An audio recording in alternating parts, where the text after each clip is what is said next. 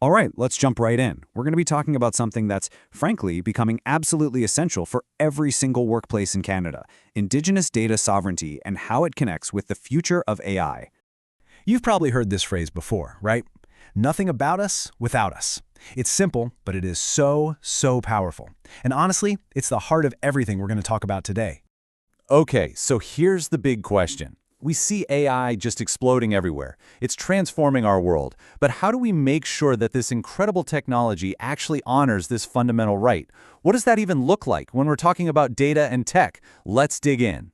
To really get where we are now, we have to look back. We have to understand the history here, specifically how data has been collected from Indigenous communities in the past.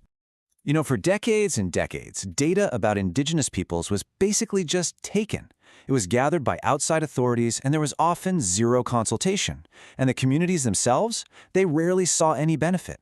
This wasn't just, harmless number crunching. It was an extractive process. It led to really harmful policies, stereotypes, and you can imagine a deep sense of mistrust.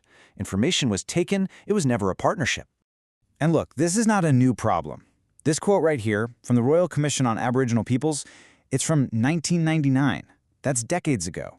It shows that this resistance, this pushback against imposed data collection, has been a core part of the fight for self-determination for a very long time. Okay, so fast forward to today. Now we've got these incredibly powerful AI tools. And what does that do?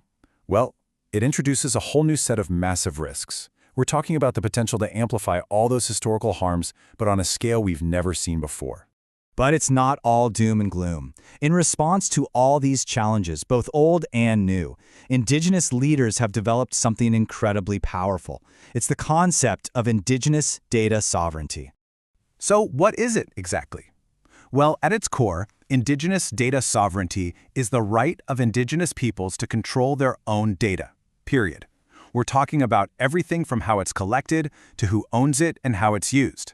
It's a total game changer, flipping the script from being subjects of study to being true partners. And let's be super clear here. This isn't just some nice idea or a best practice. This is a fundamental right. It's directly linked to self-determination, and it's recognized in the UN Declaration on the Rights of Indigenous Peoples, which, by the way, has been adopted into Canadian law, so this has real teeth. When you get down to it, this is what it's all about. It's about empowering communities to take back the narrative, to tell their own stories, using their own data. It's about using that information in ways that truly benefit their people, ways that are deeply connected to culture, to land, and to the future. Okay, so that's the big idea, but how does it actually work? Like, in the real world? Well, let's look at a really important Canadian framework called OCAP. OCAP stands for Ownership, Control, Access, and Possession. These 4 principles create a super clear, practical standard. It's a roadmap for making sure that any data related to First Nations isn't just collected, but is managed in a way that truly respects their collective rights and their interests. It's all right there in the name. Now, you might notice that OCAP has that little R symbol next to it. It's a registered trademark, and that's not just some legal footnote. It's actually a really powerful move to protect these principles from being watered down or misused. It underlines just how serious and legitimate this framework is. All right, so now for the really exciting part. What happens when you put these principles into action? Let's check out some of the amazing, inspiring innovation and Indigenous-led technology that's happening right now. We're seeing Indigenous communities not just reacting to technology, but actively shaping it.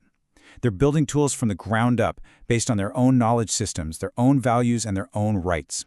This is way beyond just policy papers. This is about building a totally different future for tech. And this isn't just talk. It's really happening. You've got amazing projects like First Voices, which is a fantastic online platform helping to preserve Indigenous languages. There's nativeland.ca, which is an incredible resource for understanding territories and history. And then you have groups like One Feather and the Indigenous Protocol and AI Working Group, who are literally building the tools and guiding the conversation for the future. These are real solutions right now. Whoa, okay, let's pause on this quote for a second because it is a mind-bender.